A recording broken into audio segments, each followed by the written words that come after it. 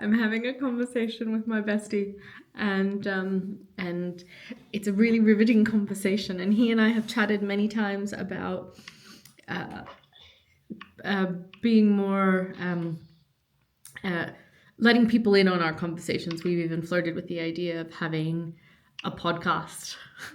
um, uh, the to the name of can I reveal the name? Is it okay if I drop Yeah, it? To the let's do called it. Spiritual Wanksters, because we just chat about all kinds of different things, and so uh, whilst that takes its time to come into the world in whatever way, shape, and form it does, uh, I we were having a really riveting conversation. I was like, oh, let me just do my video. Let me just click record and do my video. So I hope his voice is heard okay. He's just on the phone with me and on Do you speakerphone. always do so long introductions? No. Sometimes I just like click record in the middle of whatever I'm doing. Sometimes, like the other day, I was just singing and I clicked record and there was no introduction. It was just me singing off key for however long, and then I basically was like, "Yeah, I just was singing this mantra, and I think that was the most uh, vulnerable one for me to post. It was the one of me singing off key." Anyway, go on. Why won't you sing on the key? If I knew how if what was that saying? If we could do better, we would do better. This is actually connected to I was what I was trying to tell you earlier. I don't know if you would feel that it's the same concept, but I um I went through a phase of fuck it, I'm just gonna show up and do it. Mm-hmm. But then after a while, it wasn't fun because, like, I think as a novelty, it's good to do things like, oh, I've never sung in public. I'm gonna go to open mic, and I did that, and I'm gonna sound terrible or maybe okay, but I'm gonna do it. And I'm not gonna be fully prepared. And I feel like that's part of the process. And at some point, I was like, I don't want to sing off key. I want to learn how to sing, and I want to learn how to play guitar and like really do it well if I'm Oh, gonna do it. of course, of course. I'm not saying that like every practice gets transcended at one stage, right? Every practice does. So I'm not saying that it's a forever practice, because none of them Good. are. But I'm saying for me right now, in the particular context that I find myself in, um, it could be a valuable practice. We're talking about this concept of create first, consume second. This idea of like you, um, yeah, uh, start your day by creating, where I tend to start my day more receptive. Um, yeah, so we're talking about whether or not that would be a useful practice for me. Um, Yeah, I think that would be quite useful for me as well. Like 10 minutes of journaling in the morning rather than 10 minutes of Facebooking and checking my messages. but see, it takes like, of course. So there's the one layer of like it takes discipline if the habit is to check your message or whatever. It's going to take discipline to rewire that habit. And so, in order to do that, there has to be enough incentive, enough reason why. Like, why is it important? Why do you want to? Like, I can see how it would be a useful practice. Uh, I'm just not. Yeah. So I don't know. I haven't done it before, so there's still resistance in me as to because I wake up and I start the day with meditation, right? So this concept of create first, and maybe it can still be meditate and then create after that, but I don't know. I'm Meditate and then create, did you say? yeah, like I could still find a way. I could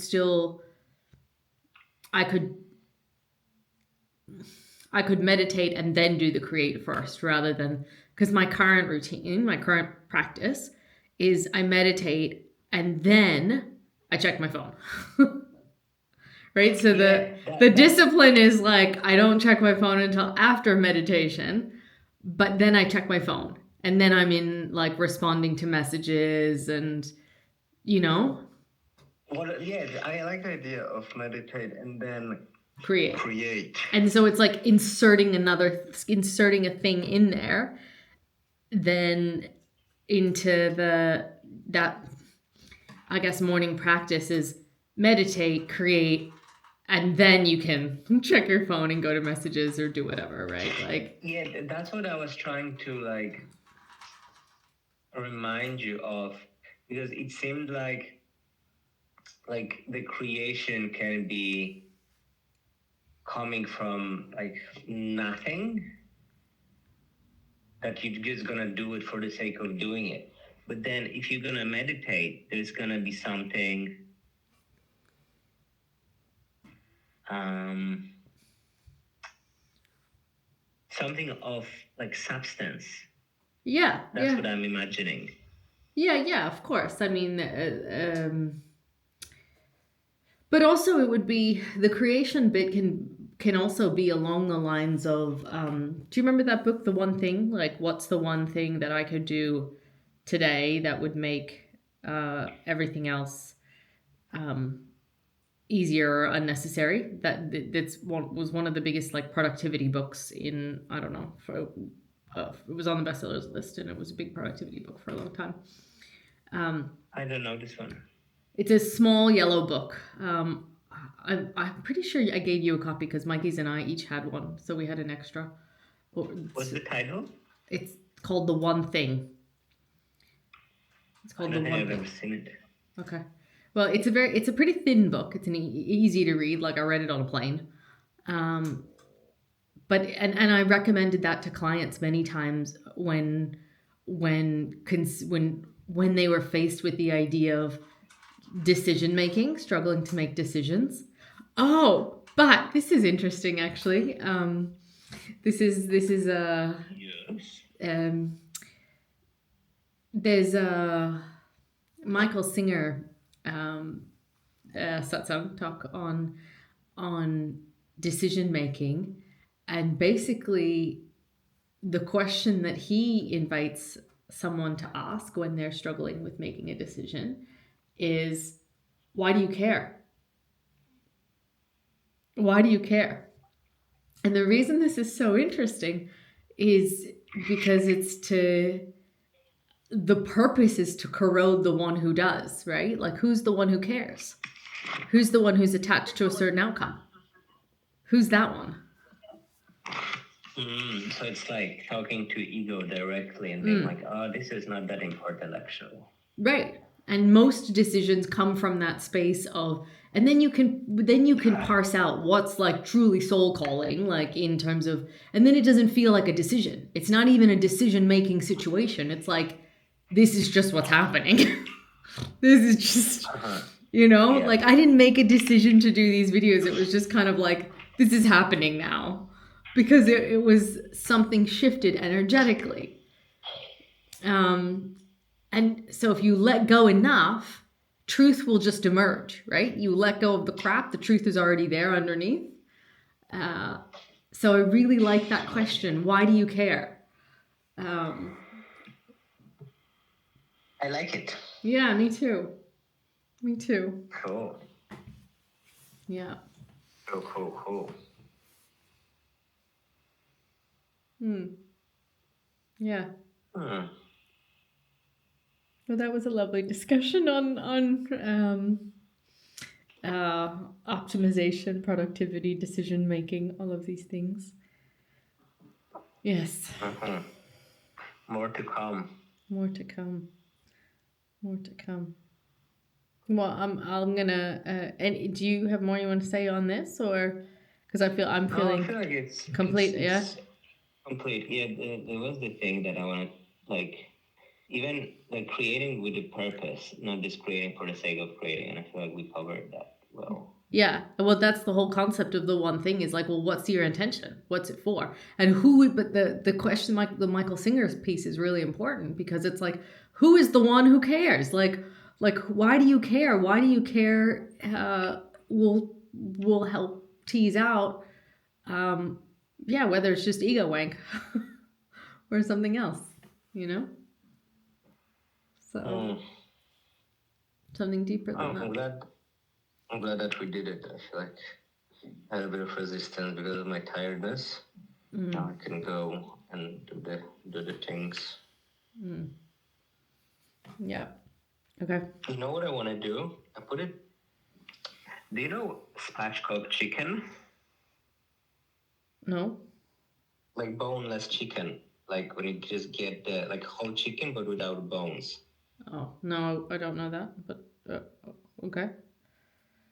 So I like getting like a kind of like a chicken breast meat, but it's full of shit usually, and or it's super expensive. What do you mean So it's full of shit? like if you buy it, like the one that we bought like in Coles, it's just full of nasties. Are you talking about if you, sorry, you're talking about you get a roast chicken that has stuffing? Is that what you're talking about? No, if you buy, I'm not talking about roast chicken. I'm talking about the meat, like a breast Oh, meat oh, when that you're you. saying full, like you mean hormones, additives. That's what you're talking about. It's full of shit. Yeah, It's okay. All right. I was like, what are you yeah. talking about? Like, Not just hormones, but like so many things. well, I don't know. You know, I don't eat that, so I'm not sure what additives. Like every meat that you can buy cheaply is fucking full of so much crap that it's hard to even comprehend. So I put so I put like this boneless chicken in like a little banana bread tray Mm-hmm. because then it fits. And then my idea is, so I bought one, and Mm-hmm. it kind of worked that when you cool it down and ideally put something heavy on top to squash it, like it wouldn't look like the one from the shop, but it will be like a kind of meat that you can just slice it and put it on sandwich. But then So that's what but I'm doing. so basically what you're saying is you're making your own what deli meat kind of situation. Is that what you're Yeah, saying? that, Okay. that's what I'm trying to. Yeah, Okay. All and right. I went to buy breakfast today, Huh. and there were like 40% off of boneless chicken that have to be like cooked today. So I got three of them, Huh. and I put like three on top of each other, and put frozen mango in between. Mango. Yeah. Okay. All right. Chicken in So there. I'm curious how that's gonna turn out. All right, Master Chef. Cool.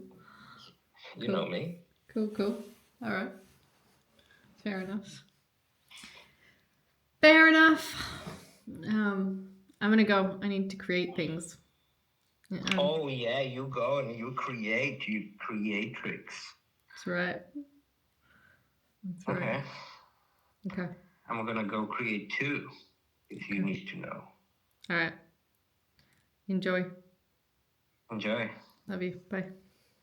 Bye bye.